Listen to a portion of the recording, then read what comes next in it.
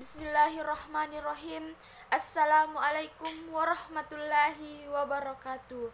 Alhamdulillahirabbil alamin.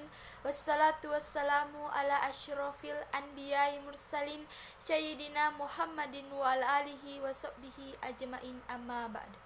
Alhamdulillah, Allah subhanahu wa ta'ala masih memberikan kita nikmat iman dan kesehatan untuk hadir di majelis ini guna menambah ilmu pengetahuan kita sebagai hamba yang beriman.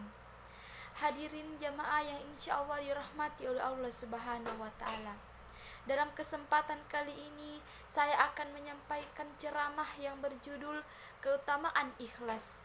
Seorang yang ikhlas ibaratkan orang yang sedang membersihkan beras dari kerikil-kerikil dan batu-batu kecil di sekitaran beras. Maka beras yang dimasak dan yang dimakan akan menjadi nikmat. Tetapi jika beras itu masih kotor, ketika nasi yang dikunyah tergigit kerikil atau batu-batu yang kecil, maka kita merasakannya akan menjadi sedikit terganggu dan tidak menikmati apa yang kita makan. Demikianlah keikhlasan menyebabkan beramal menjadi nikmat, tidak menjadikan lelah, dan segala pengorbanan tidak terasa berat. Sebaliknya, amal yang dilakukan dengan riya akan menyebabkan amal yang tidak nikmat. Pelakunya akan mudah menyerah dan selalu kecewa. Rasulullah Shallallahu Alaihi Wasallam bersabda, ikhlaslah dalam beragama, cukup bagimu amal yang sedikit. Dalam hadis lain, Rasulullah Shallallahu Alaihi Wasallam bersabda, sesungguhnya Allah tidak menerima amal kecuali dilakukan dengan ikhlas dan mengharap ridhonya.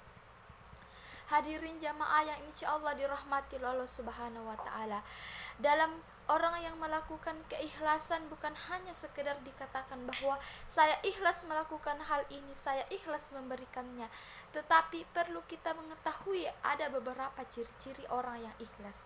Yang pertama, terjaga dari segala sesuatu, baik saat bersama orang-orang ataupun saat dirinya sendiri. Yang kedua, selalu beramal soleh di jalan Allah subhanahu wa ta'ala. Yang ketiga, selalu menerima apa adanya yang telah diberikan oleh Allah subhanahu wa ta'ala dan selalu bersyukur atas nikmat yang telah diberikan. Dan yang keempat, selalu mudah memaafkan kesalahan orang lain. Selain itu, ikhlas dikelompokkan dalam beberapa.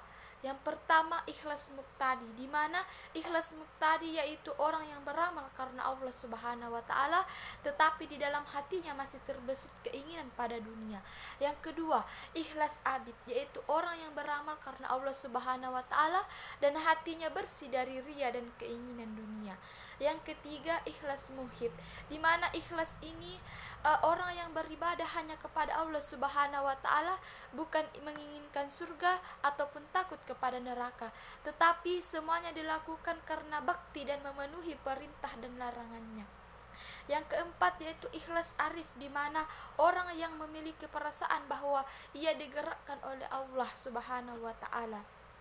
Hadirin jamaah yang insya Allah dirahmati oleh Allah subhanahu wa ta'ala, perlu kita ketahui bahwa dalam melakukan keikhlasan itu ada keutamaannya.